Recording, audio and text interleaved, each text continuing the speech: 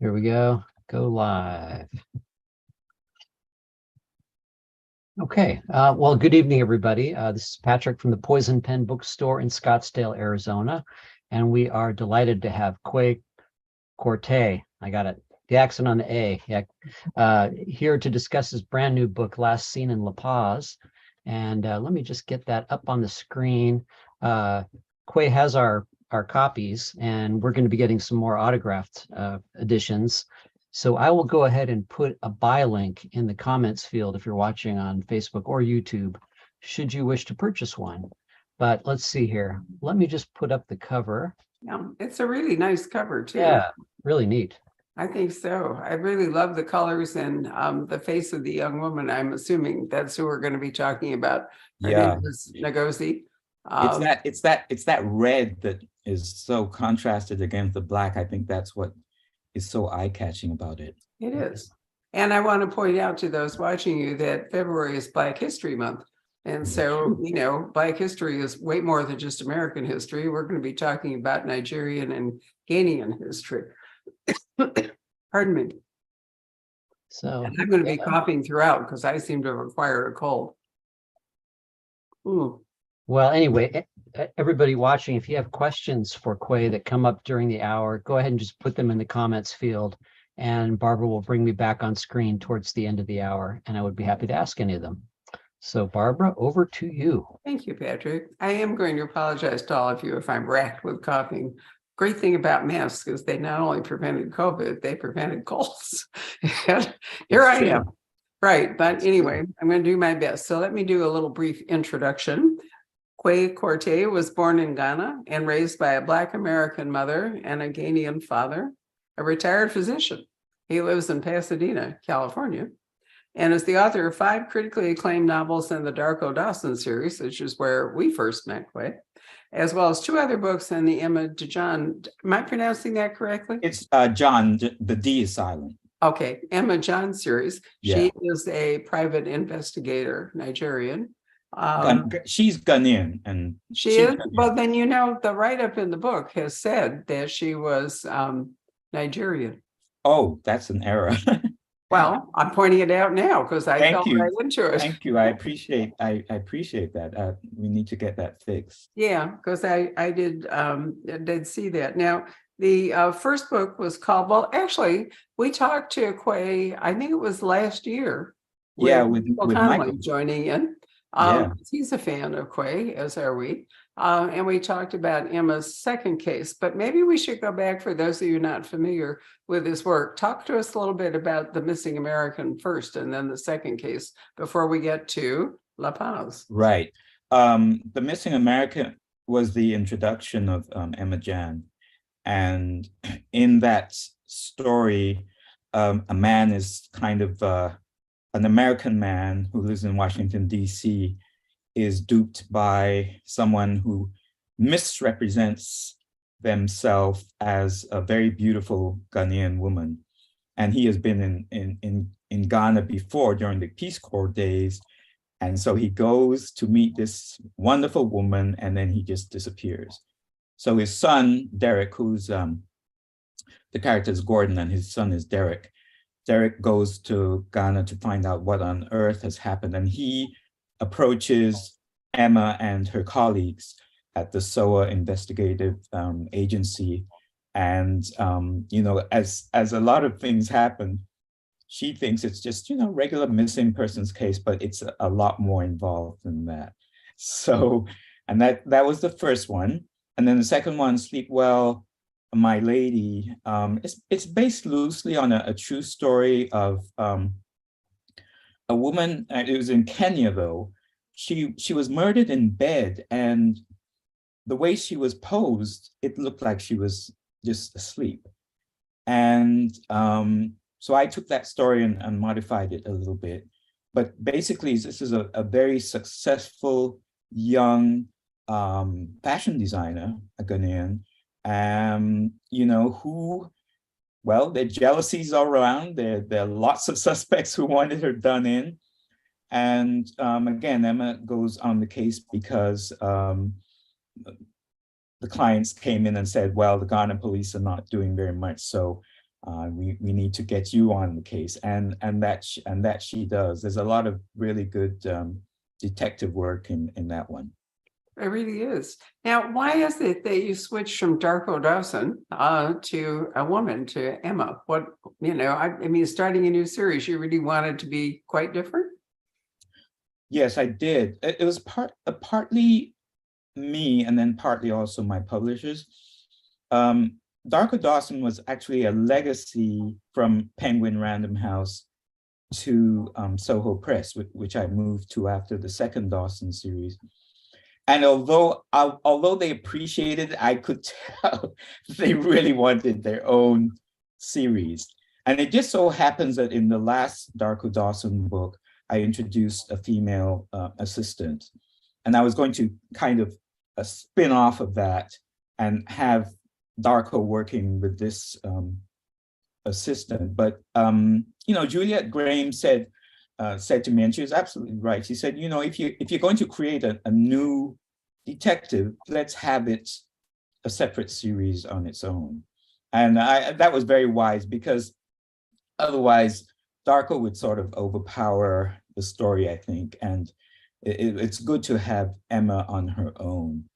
And yes, I really did want a female protagonist, because it kind of coincided with the whole Me Too movement. That was around the time I started to conceive of Emma.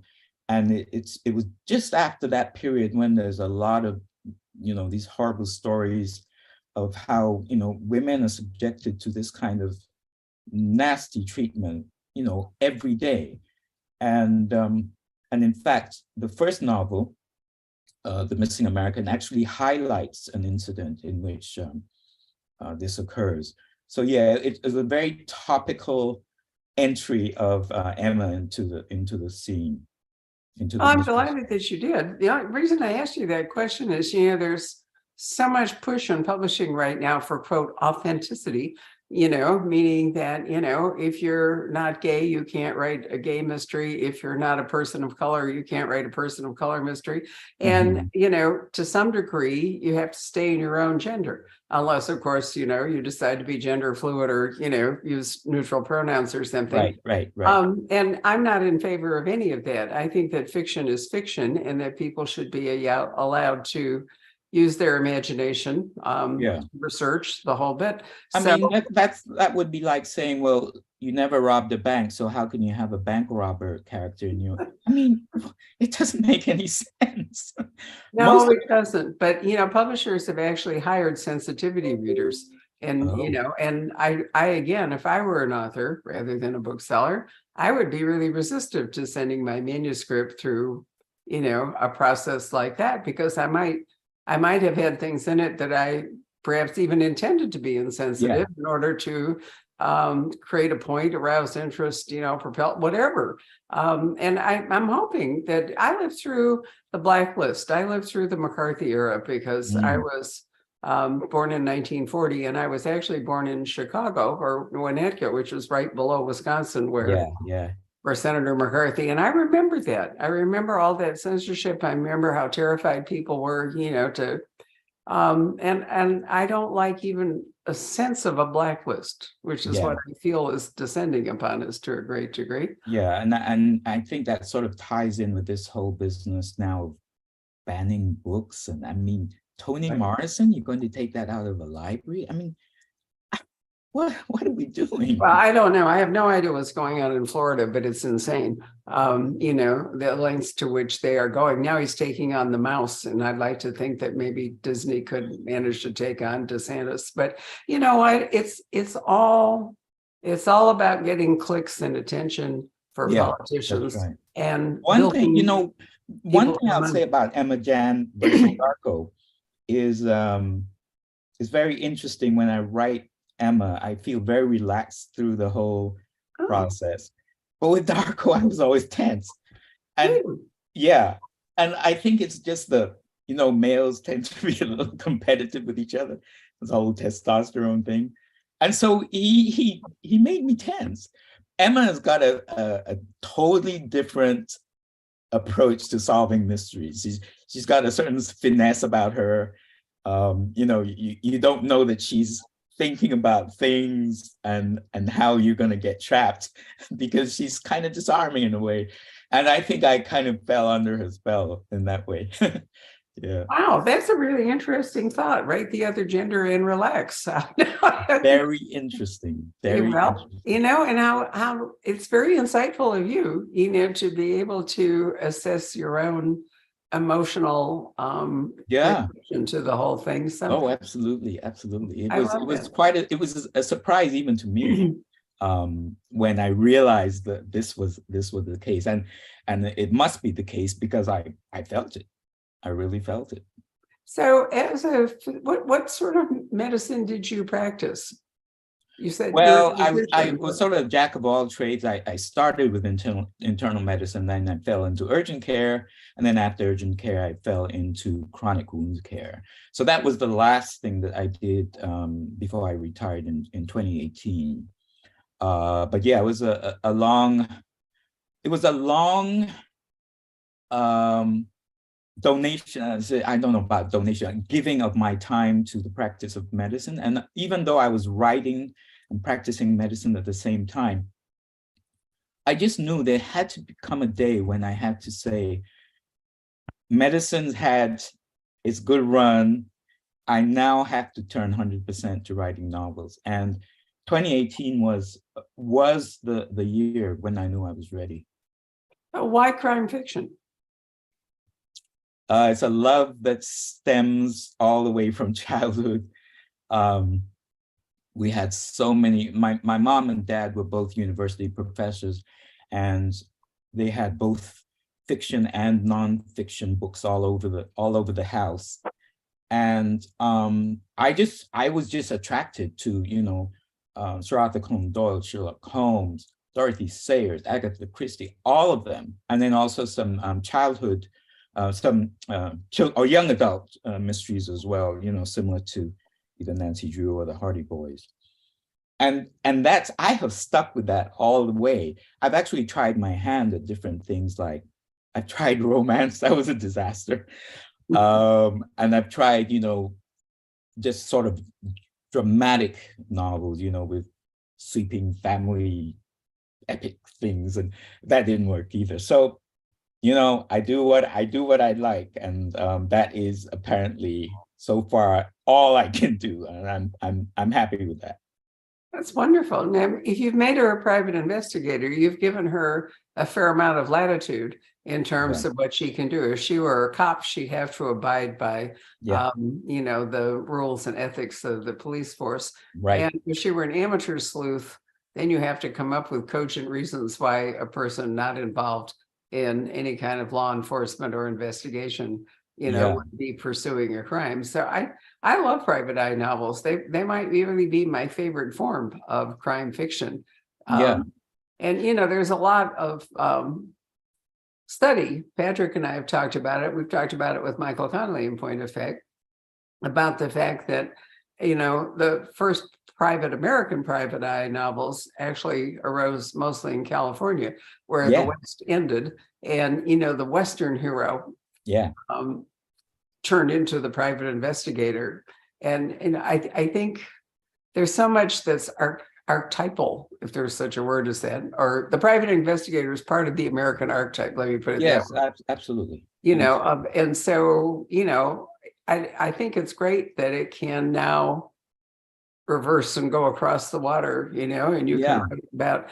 But I guess the question I would have for you is, the role of private investigator relatively new to Ghana or Nigeria or any of the countries you're writing about, or is that a long tradition there? I don't know how far back it goes, but the two private investigators I know in Accra, Ghana, who do a lot of research for me that I'm not able to do on my trips, or I think of something and it's like, oh my goodness. So I usually contact them and say, could you go to such and such a spot and tell me what's going on and stuff like that. I don't know how, both of them are quite young, so I'm not sure how long PIs have been around, but there are not a large number. And the way I came across these two private investigators was I actually went through a website that's based in London, the UK. And what they did is they have certified private investigators on the continent of Africa, at least in West Africa. So they recommended that particular private eye to me. And then I worked with him. And then once I started working with him, he told me about this other private eye. So both of them do work sometimes separately, or sometimes they coordinate to get me information and so on. And it's a very why one of the things I find so interesting about Emma is that the interaction with the police it's very varied. Some police will have nothing to do with PIs, and some police actually use PIs to help them catch people. And then there are people who are kind of like in the middle.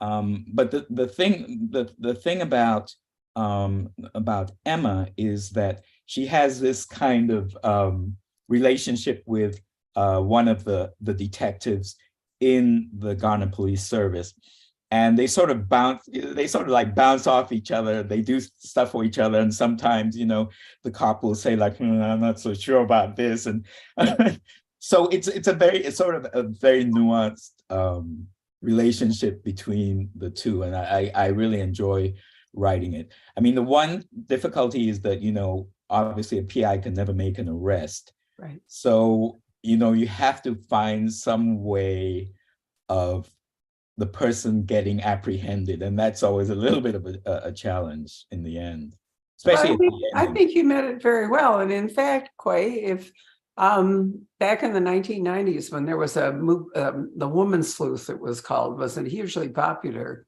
genre of crime fiction. It was fueled by people like Sue Grafton and Sarah Persky, Marsha Muller, and so forth. And it really dominated for quite a while. But all of these women who were basically, private investigators, meaning not law enforcement, had to have either a boyfriend or a brother, someone, or some connection, or could have been a sister or female friend, because after all, police are not exclusively male by any means. But anyway, they had to have some kind of a link. But then, I was thinking back to the golden age of crime fiction. Lord Peter Sayers' brother-in-law was a yard detective. Mr. Campion had I can't remember, Lug was his butler, but anyway, he had his own police inspector. Poirot had Inspector Japp, I think it is. Right. Miss Marple had a nephew. Right. And Holmes had what was? Oh, Lestrade.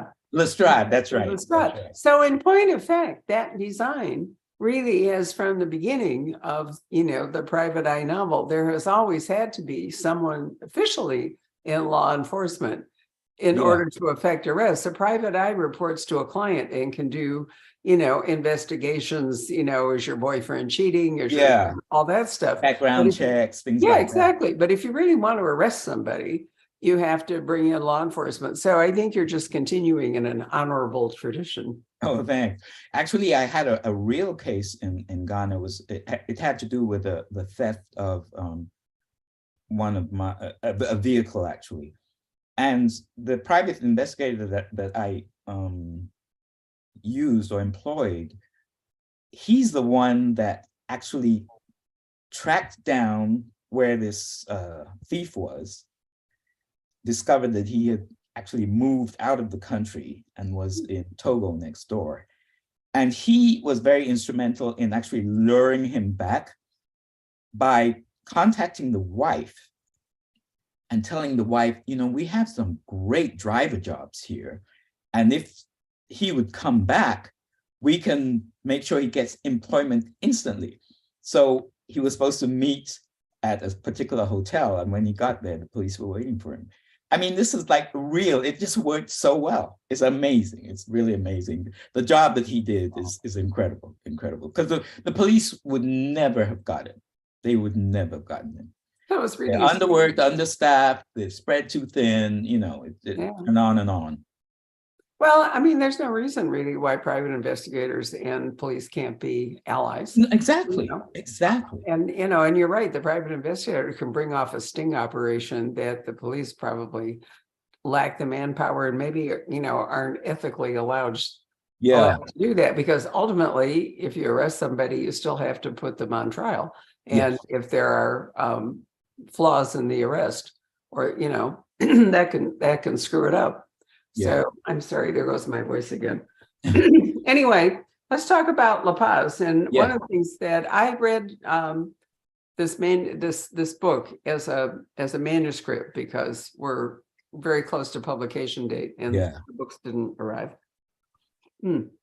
Excuse me. But one of the things that I was very taken with at the front of the manuscript and in the front of the book, I'm assuming, yeah. is in fact a helpful map, Mhm. which will be useful to you as you read a story, because human trafficking is a Right. big part. So I'm going to ask Kwei if he can hold up the map, because he has a copy of it right there. Happy to say. Yeah, this is a And poster that I had made for my Romans appearance last right. night. And so the countries involved in this story is Nigeria, Niger, and then Ghana. Ghana, of course, is where I was born, so there were no big sort of setting up that I had to do there. But with Nigeria and Niger, number one, I had to make sure that I was going to be safe, and number two, that the guides that I got are legit and not going to rip me off. And I mean, I was really lucky to come across two brothers who quite young Nigerians who had started their own tour agency. And what they did was they altered the usual schedule that they had, the boilerplate things that you go to see. They altered it for me so that I could meet some of these migrant returnees. And all of these arrows show routes that are taken from Nigeria and up to Libya and hopefully to Italy. The issues there are, number one, they usually told lies about what they can achieve by going to Italy. These are desperately poor people and they want a better life. So when somebody comes in and says, you could go to Italy, you could get a job in a salon, you could be a tour guide, and then they tell them other lies like you get 3 months of rent free, and that's what sends them. And then they discover that it's not like that at all. Number one, when they move from Nigeria to Niger, they pay money here, Mhm. and it could be like $500, which is Okay. a lot for a poor family. And when they get here to Agadez, which is kind of like a staging point, they discover there's more money to be paid. They have to pay to get from here across the Sahara Desert to there. And when they get here, they discover there's more money to be paid so that they can go across the Mediterranean Sea. So by the time they get even halfway sometimes, they have run out of money. And this is why there are a lot of people who were trying to get to Libya and Europe and just ended up stuck in Agadez. And so there are a number of characters in Lassine and LaPaz who go through this ordeal. And this somehow ties into a murder of a young man whose name is Femi, who runs off with his girlfriend, whose name is Ngozi. She's the Nigerian. And they go to Ghana to start this hotel business. Femi is shot by somebody unknown, and then Ngozi disappears. So Emma's task is to, number one, find Ngozi. Hopefully she's alive, and time is not on her side. So there is quite a rush for her to find Ngozi, and then as she's doing this, the so-called missing case explodes into something that she had never known about, and this is all this trafficking going on. And in Ghana, there's also trafficking between Nigeria and Ghana because well, Ghana pays a little better for sex workers, and it's also a little bit more sophisticated in terms of networks, websites, and things like that. But the point of it is that at every level there is exploitation of these sex workers, and it's really it's like indentured servitude. It is so severe because, for example, they're expected to pay money to the madam who kind of oversees all of them. And the madam might take, up to 80% of their earnings. And they need to make a certain amount per week. Otherwise, they're just gone or hurt or beaten. And so, it's a no-win situation, And that's why it sort of angers me that these people down here in Nigeria, tell them a whole bunch of lies that, they're going to be successful. And they end up being, basically sex workers. Because it's not a situation they can get out of easily. You can't just come back. That's even harder than going forward. Well, if you've lost all your money, exactly. And if you get stuck at one of those points and you've run out of money, then basically you do wind up indentured. So, I mean, in its own way, it's really a form of slavery, isn't it? Yes, absolutely. It's modern day slavery. And, it's something that a lot of people are not aware of. And I must say that I wasn't aware of the extent of it. I got interested when, I don't know if you remember, there were these clips of Black Africans in these flimsy rubber dinghies trying to cross the Mediterranean. Sometimes they capsized. A lot of times they were picked up by the Italian authorities and sent right back. And then that's where I got interested in how all this crossing is done. And that's what I basically researched in Nigeria and Niger. And I'm happy to say that I didn't get robbed by anybody. I'm really glad you didn't. I did want to ask you a question while you still have the map, if you could pull it back up a minute. And I probably know the answer, but I just want to make it clear. We're talking starting over here in West Africa. Yeah. And a straight shot up to cross in Spain would actually be fairly simple. The Straits of Gibraltar are very narrow. Yes. But instead you have people moving dramatically east and then up and targeting Italy. So why is it that is it just too difficult to go through Algeria and Morocco? Actually, that is one of the routes. And some people swear by the Moroccan route. The only thing is the distance is, vastly longer. That's one. But if you're starting on the West Coast, why would it be longer? Because you could just, you would basically go almost straight north. Well, but the thing is that you have to have the infrastructure that's going to get you there.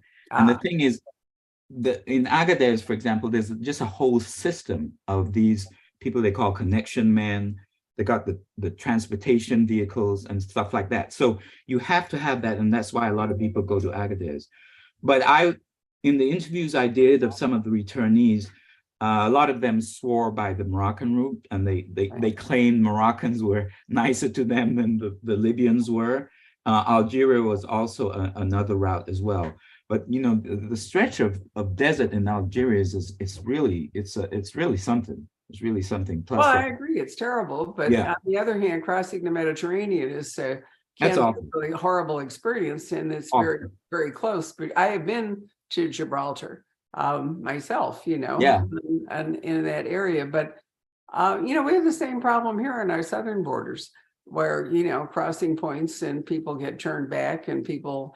And, it isn't always sex trafficking that they end up. I mean, there were the Asian community here, I think, if I'm not mistaken, many of the Chinese who were brought over here in similar fashion ended up having to work on the railroads or in sweatshops of one sort or another. Absolutely. They weren't sex workers, but they were basically, once again, indentured and, more or less in slavery to work off. So is it generally true in this particular pattern that it would be sex trafficking, or, you know, are there other ways that I mean, I they would broaden it to human trafficking, because in general, the men don't go into sex work, but what they are used for is you know, for example, farm work.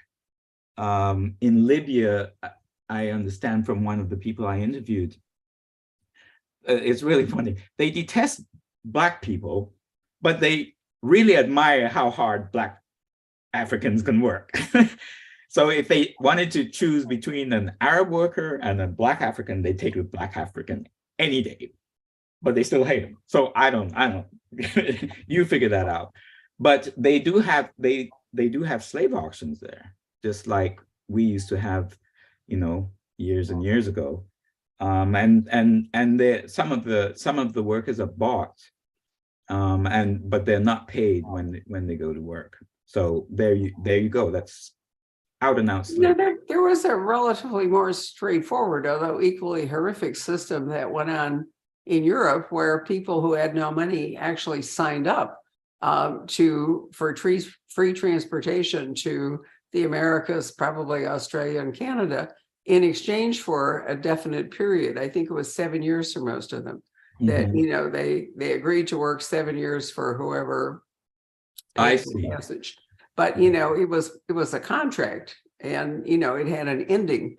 And you know, I mean, what would you do if you were an extremely poor person in some European slum and you had an opportunity to improve your life? Would you, in fact, sign up for 5 years or 7 years or something in order to get free passage to, you know, move to the new world? And I could see how that could be far more attractive when you saw an end to it than if you get into the kind of situation you're talking about, where, you know, there is no end. Yeah, exactly. Exactly. You know, you're really at the mercy of the people. You really are a slave as opposed to a contract laborer.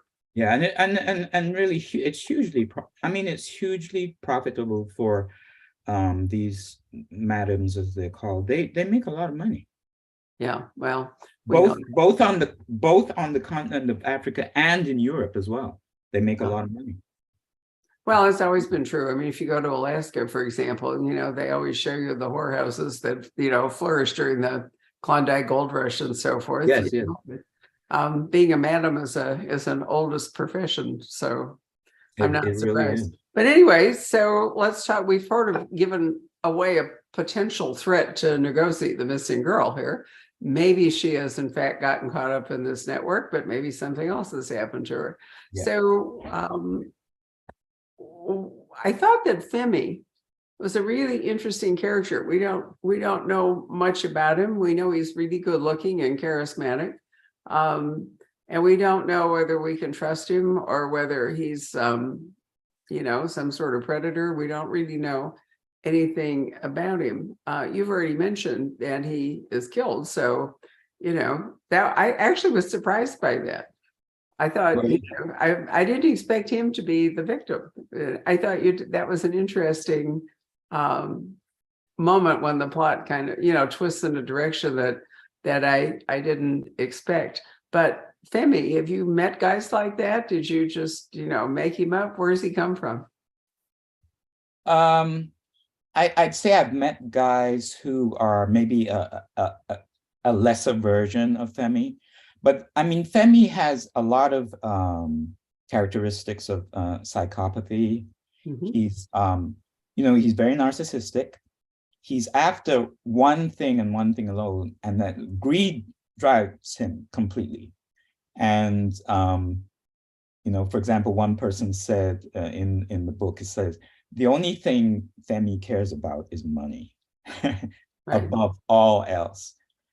But he's psychopathic in a way that, for example, these bursts and flashes of anger that he has that just like appear out of the blue. I don't even understand it. I couldn't understand why Femi, you know, behaves in this way.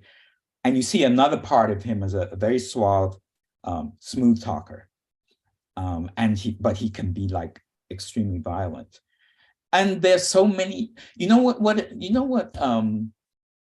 I liken it to, you remember like the whole series of like The Godfather and things like that. Mhm. These were people, these gangsters could explode at any minute, pull out their gun and shoot you right in the temple, and unexpectedly. And that's kind of the way I looked at Femi, a very, very dark underside to him. There's the whole nature versus nurture debate, which will Yeah. never really be resolved. But, we do know that Femi had a very difficult childhood. Yep. And so, you're right. He clearly is psychopathic, but he clearly has an allure for a young girl like Ngozi, based partly on his physical charms and so forth. Right. But, part of me was a little sympathetic towards him in the sense that, he had to survive some really awful things and make his own way in the world. Oh, absolutely. And I mean, he's that's what they, the whole cliche of a complex character. He's not all bad and he's not all good. There are aspects of him that combine to make the whole person, but they're kind of dissonant, you know what I mean? And yeah, sometimes you're a victim of your circumstances. I mean, look at gangsters, the way they die. They kind of dig their grave, and they get killed because it's the lifestyle they're living.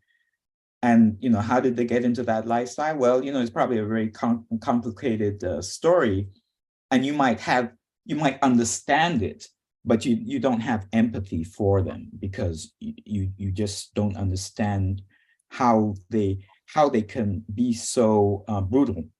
And so that was the aspect of Femi that I found him very interesting, to be honest with you. Very interesting, very interesting. Oh, I could tell that you did. He was a fascinating character to write. And, you take a young girl like Ngozi and you know that the bad boy has a great allure. Yeah. I mean, and that, especially when you're a teenager, Yeah. It's really hard to resist that whole, bad boy vibe and so forth. Yeah. But tell us about Ngozi and her background, because she's right. Ngozi, actually, somebody commented, he said, you know what, this is kind of Ngozi's story. And I mean, she's there almost throughout the whole book. But the thing is, what's interesting about her is it's kind of contrasted to some of the other characters who come from a poverty-stricken background. She's the daughter of a diplomat, the previous ambassador, Nigerian ambassador to Ghana. And she set up to go to law school in the fall. And for some reason, she just gives that all up and runs away with this guy. And it's like, what are you doing? It's the bad boy thing. I'm telling you, it's the whole Johnny Depp vibe. It really is. Yeah, and so it takes her quite a while to come around to it. It's like, I need to reconsider this. So, but yeah, she's basically very privileged, and I was interested in this business of going. I mean, her dad was so dismayed by this fact that his beloved daughter, goes with this guy who, of course, her dad considers, like the scum of the earth, who we'd never let his daughter get near to. But she goes with him, and I don't know, that's always kind of fascinated me, the choices people make. Well, Kwei, when you have a young girl who is that privileged, she's always had security. She's never had to be, hungry or homeless or really afraid. And there's a certain feeling of invulnerability that young people have anyway. I mean, there's a reason why, most war heroes are actually young, like Audie Murphy from World War II or something, because young men tend to think, they're invulnerable, that the bullet is never going to be for them. Yeah. And I think that would be true of her, is that she, doesn't understand because she has no right. She kind of doesn't know what's out there. Exactly. And so she would be, did Femi specifically target her? Not prior to his meeting her. Okay. Once he met her, he was taken with her. But I think what happened is all this other stuff got in the way. And he did, I guess you might say he loved, I don't think he loved Ngozi, but I think he was taken with her. But as one of the characters said, he loves money much more than he loves Ngozi. Yeah, but she was an asset. I mean, let's face it, there was money behind her. So I suspect, yeah, that's true. That yes, no, you actually, Barbie, you are right, because now I think of it, he actually, I'm not going to give it away, but he actually tried to misuse her privilege for his gain. And so in that way, yes, actually, she was a good target. And of course, where he met her is the place that only, well-heeled people would go to. So he knows that, there's some money in the bank. So yeah, in some ways, I would say maybe even subconsciously, he targeted her. He has a feel for this, I think. He has a feel for it. This is a really interesting conversation. You would think these are real people we're talking about, that both Kwei and I have never figured about. And it gets to a point, I don't know how much this happens to other authors, but it gets to a point that you are so totally living in their world. Actually, sometimes you forget, like the humdrum things that you're supposed to be doing, like, I don't know, going to the grocery stores, going to the cleaners or whatever. And this whole world kind of envelops you. And it's really something. It's really something. You get really involved in what's going on with these characters. But I think that's why, your writing could be described as immersive. If you're that immersed in it, then the reader will be too. And, you've introduced, we've already mentioned, a ticking clock aspect to this, because time is not in favor of a young girl who basically has very little in the way of world-like, survival skills, has gone missing. Yeah. And we think we know what happened to her. And then suddenly what we think happened to her can't be what really has happened to her, because the guy is dead. Yeah, and so the whole thing goes that way. Exactly. That's all we're saying. But, the urgency of finding her does not diminish with the death of Femi. Yeah, I think it actually increases. It does, exactly, because now we're completely mystified. We thought before it was a simple kind of a case, and then it's much more complicated. So I really applaud you. I think I liked your first two books a lot, and I think this is a wonderful continuation. Are you already plotting out another? I hesitate to ask this because sometimes authors are either done or they're no. I'm well into the next novel, which will hopefully be released in 2024. And this time she takes on something that is also very topical. The Ghana government is considering passing a bill through Parliament. It's been called the anti-gay bill, but actually the full name is the Bill for Ghanaian Family Values and the Protection of Human Rights, or something like that. And it's against gay people. Go figure. Well, there's one in Russia. The Russians have just passed one and are going about really. Oh, Uganda too. Yeah, Uganda too. I know. But you see, the twist is that people in Ghana have it backwards. They're saying that white men brought homosexuality to Africa, but actually it's the reverse. Homosexuality was in Africa. When the white people came, they made it a moral sin. So that's why in the law books, they said it's unnatural carnal desires, whatever the hell that means. So they have the whole thing backwards. And now they think that, African countries were sort of, persuaded into homosexuality. Well, what is going on now? You've got a whole bunch of white people, and this is a international organization called World Council of Families, and they are at work in Uganda, Nigeria, and other cases. And what they do is they go in there and they lobby with government to get these anti-gay laws passed. They're based in the US, but they're going to Africa to meddle. Now, how this is not more meddlesome than the colonials coming to Africa and colonizing, I don't understand. How is it that you're not able to think this through? You know, they say, we are a sovereign nation. Well, then behave like one, you know? If you are just being willy-nilly just persuaded by people who come from other shores that homosexuality is bad, then what are you doing? This is not independent thinking at all. So this is going to be the next one that Emma tackles. And of course, it will introduce her to a world that, you know, she never knew existed, which is why I like putting Emma into these situations, because you just discover things that you never knew were. Well, you know what? Crime fiction demands conflict. And I think that's one reason it's often said that crime fiction tends to cut along the edge of social change and social controversy, because, you know, just murdering people is not really enough. There ought to be reasons for it. There ought to be reasons for all the emotion. There ought to be reasons for death. You know, you don't want to have a casual homicide, then, you know, that's not. Yeah. And I kind of like the idea of, you know, something way bigger than the murder itself is kind of lurking and waiting to be discovered by, you know, Emma or whoever it is.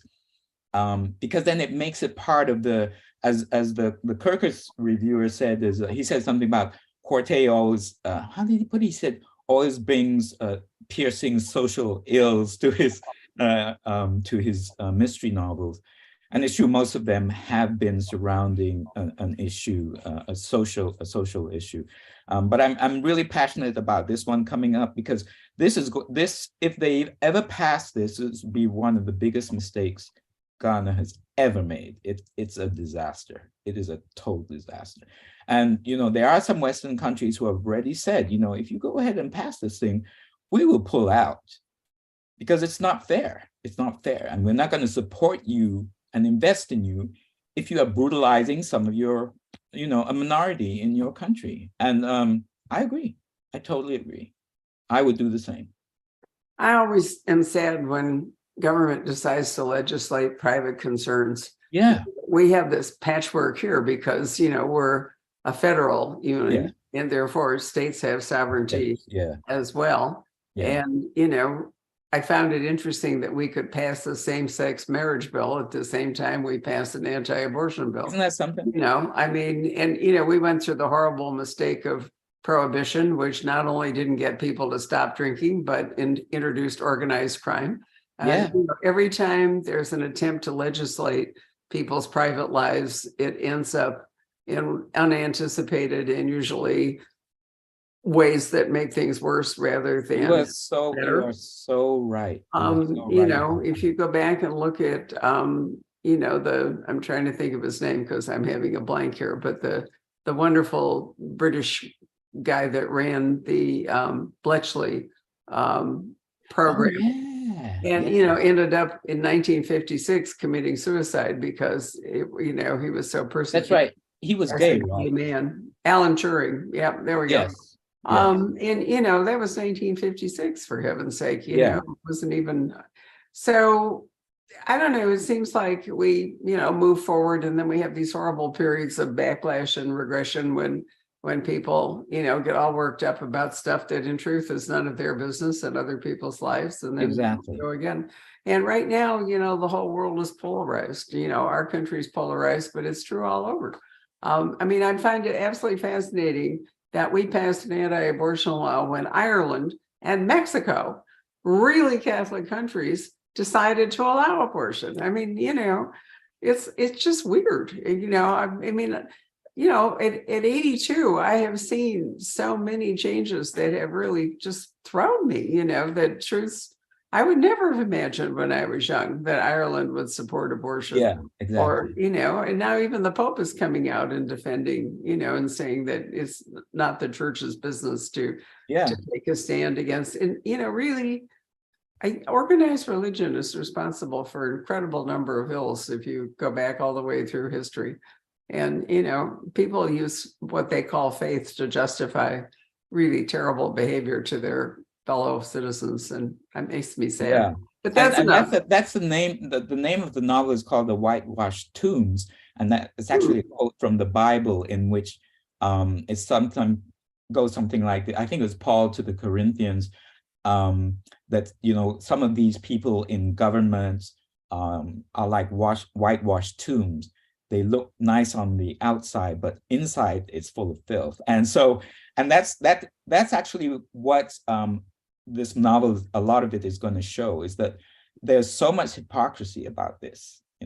We know, although it's hard to get names, but we know that some of these legislators, as in this country, some of these legislators are closeted homosexuals, and some of them are the loudest ones, making protestations against, Well, they are, but don't forget, we're living in an age of cliques, where people who are wanting to amass power are desperate for attention in the media and so forth. But the other thing is that, just as all the election deniers in this country, it's grifting. It's absolutely grifting, and we're even seeing it. I'm going to say this to make myself really unpopular, but in my opinion, Prince Harry is a royal grifter. I mean, this whole deal with his book and so forth. I'm so unimpressed. There's something, is a little bit off the topic, but there's something sort of very smarmy about the whole story. I neither watched the Netflix series nor read his novel, because it's kind of like getting a bird's eye view of just a tawdry mess. And I don't see what's redeeming about it. And I think people do have a point. If you want to be left alone, then don't make a Netflix series. It's grifting. It's just like Kari Lake. It's like Trump. They, by election denying, what they do is they sucker people into constantly giving them money.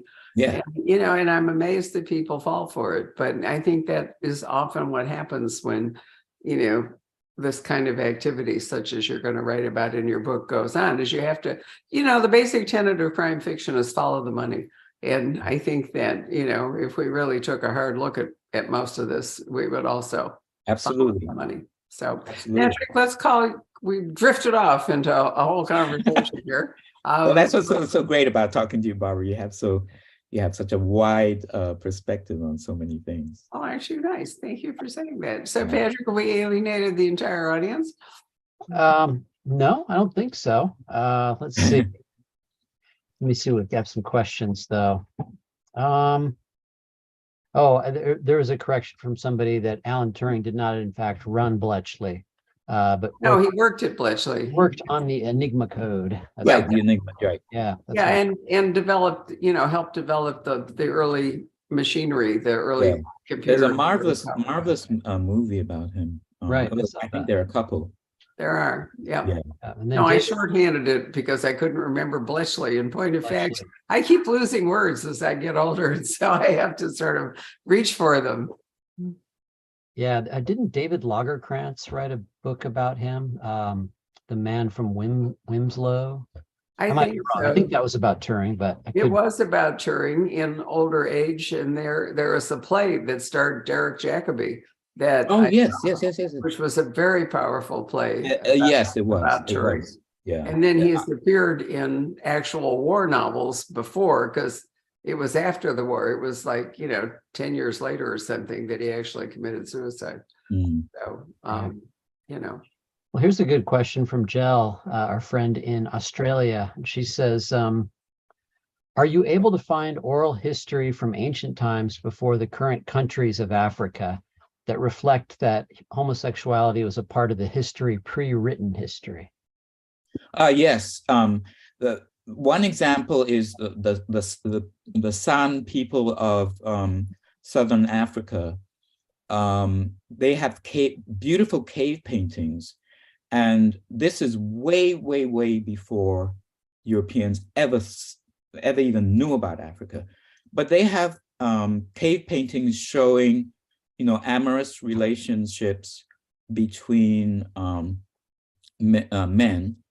And the irony is, even in Ghana, where all this anti-gay nonsense is going on, there is a tradition in one of the sectors of the Ghanaian population where it's encouraged to for the soldier class, the military class, to take on a younger man, because they cannot get married in that position. So it's encouraged that they take a young, usually a younger lover, and they keep them as companions until, you know, they're ready to get married to a woman. So this business of it's never been, you know, it's not part of our culture. I just hate that phrase, not part of our culture. But you didn't research it, did you? You know, you didn't research it. And there are lots of other examples that, you know, I can go in as well. Well, even in the Western world, you know, the Greeks and the Romans both were fairly open about, you know, They Greeks were. in particular, or were very open about same-sex relationships.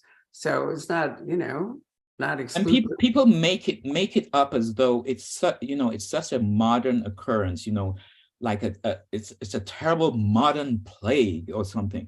But this has been going on for like millennia, you know. But you didn't even bother to find out. It just amazes me. Just amazes me. Methinks they doth protest too much. Exactly. That's exactly what it is. Who are some of your favorite authors? Who do you look to for inspiration? You know, it's really interesting. I actually like the Swedish writer Henning Mankell.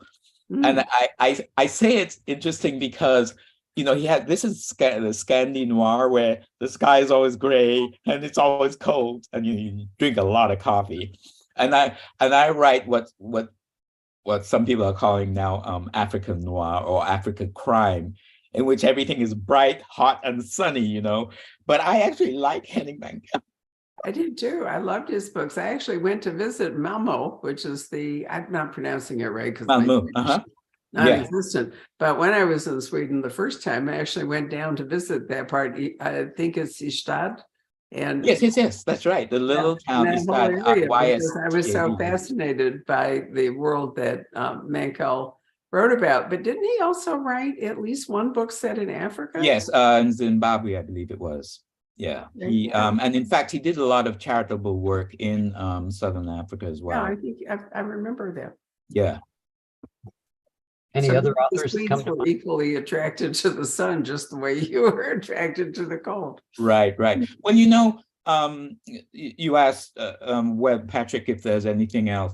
You know, I still go back to Sherlock Holmes every once in a while. I have this whole, I don't know if it's here, I have like the huge volume of all his works. And sometimes I just go back because I just love the way he creates this atmosphere. Atmosphere is like really important to me as well. Just the atmosphere of, you know, Holmes's room, and, you know, and they have mock-ups of this in London as well. And, you know, the clip clop of, you know, the horses' carriages, and, you know, come along, Watson, the game is afoot. You know, it's just the atmospherics of it that I've always loved. So I still go back to Sir Arthur Conan Doyle every once in a while, you know, because that's the real business of deduction, you know, where we're not relying on, you know, DNA that was taken this morning and, you know, we have the result by the afternoon. Yeah, that works. And in Ghana, you know, getting DNA, I don't know if they're still doing it. There is a forensic lab, but it used to be that they had to send the DNA samples either to South Africa, which has, you know, state-of-the-art forensics, or to Quantico to get results. So, you know, by the time you get those results back, your guy's either gone or dead or something. So that's what I like about writing Emma and Darko. They really have to rely on, you know, so just good, solid detective work, because they ain't no DNA coming, you know, your way that's gonna, oh, it's you. Yeah, these days it's like the perps will just post on Facebook, you know, and get themselves convicted that way. But that's true. Yeah, it's amazing. It's like, how could you be so Not stupid? the brightest, yeah, Because people can't stay off their phones. It's just incredible. it's The true. first law of criminal activity should be leave your phone home. Yeah. Well, I know one guy who's learned that, and that's Trump. He never ever texts or anything like that, which is smart, which is very smart and crafty. It's getting harder and harder to be untrackable or Oh yeah, anonymous now. I mean, Well, you it have to is. really work at it. yeah, and with especially with face recognition technology, I mean, some of these guys get snapped up in like a couple of days, and they think that they're not traceable for some odd reason. They think that the police will never find out. I mean, you know how difficult it is to leave a room and not leave some of your DNA there, Right. especially if you kill somebody. It's not just face recognition. Increasingly, it's your gait, your walk is Oh so yeah. distinctive that they're tracking people, not even if they Yeah, can't you're remember their right. There was faces. one case. Was this Yeah. guy? They caught him because he had a limp or something, Right. and they saw him on the CCTV, and he was Computers are getting smarter and smarter. So yeah, here we are. absolutely. Anything else, Patrick? Oh, well, Jell says, I read something recently suggesting that spies are going back to the old-fashioned methods. I think we've been Absolutely. talking about Well, that for look a at the while. Chinese balloon that we had going overhead. I mean, there's an example of older spycraft being back in play. No, who was it that told me that it used to be the entrance requirement for the CIA was your handwriting, because if you couldn't write anything that, you could leave it a note in a newspaper on a park bench, you'd be useless as a spy. I think it was Francine who told me that. And now it's come back because you can't hack a handwritten note. That's right. Exactly. Now, some of the old Exactly right. spycraft is definitely returning. Isn't that interesting? That's actually fascinating. So yeah, well, you know, like it will echo into spy fiction. yeah, and so writers like John le Carré can come on back. They don't have to rely on. If John comes back, it'll be a real technical breakthrough. Yeah, exactly. Exactly. Have to work on somebody else, right? Anything else, Pete? Let me see. I've been neglecting YouTube. No, I think that's about it for tonight. All right. Well, Kwei, it's really been a pleasure to talk to you. Yeah, likewise. Thank you so much I really for joining us. appreciate. Thank you for signing the books that we've sent to you. And we may need to send you a few more depending on what orders come in the next few days. Okay. I'll as soon as they come, I'll get to signing. Email me when they do. So we Okay, can I send you will. a I label will. for Yeah, it. but I think there's some issue with the mails east to west, because like I say, usually Soho will send me like maybe 10 copies of my book, usually a week in advance of the release. I have not seen a single box. Well, the whole production side is still slippery. We're used to that. So Yeah. and You're fortunately, just in Los Angeles, aren't you? Quite. Yeah, Pasadena. Pasadena. Yeah, yeah. Well, But that's not too far away. There's no Nice to see real you out here. Yeah, but there's no real rush about, getting the books here for a virtual event because, we had to send them to you. If you were here, which would be really nice if you were maybe with the next book, then the question is to, bring you and the books together in the same place. And that actually is more difficult right now than it is to do it the way we're doing it, which is you're at home and we send you books and then you send them to us. Yeah, I think that's very, very smart, very clever. There's one bookstore, a mystery bookstore. It's actually the only Black-owned indie bookstore west of the Mississippi, I think. It's called Essawan. And they started, I don't know when they started this, but they started doing signed copies. And people were actually ordering books a lot more when they had signed copies. Yes. And from all over the country. That was the thing. So you didn't have to be in Los Angeles to come and get a copy, or wait for the author to come, and sign your book. So I think it's a great idea. Well, thank you for cooperating. We really thank you. No, it's my pleasure. You know that. So I want to thank everybody who has joined us this evening. Yeah, thank you. Anyone who has ordered one of Kwei's books and generally supported the Poison Pen. We're extremely grateful. There will be a podcast made from this video, and the video and the YouTube video will stay up forever. Oh, that's nice. You can That's recommend nice. that people, I'll send you the links, Kwei. So that Okay, you wonderful. Yeah, and then I have can people do post it that. online. So as good well. night, Patrick. Thanks very Night. much for your Thank time. you, Patrick. Bye, Appreciate everybody. it. Thank you, Barbara. Appreciate it as You well. bet. Sure. Okay.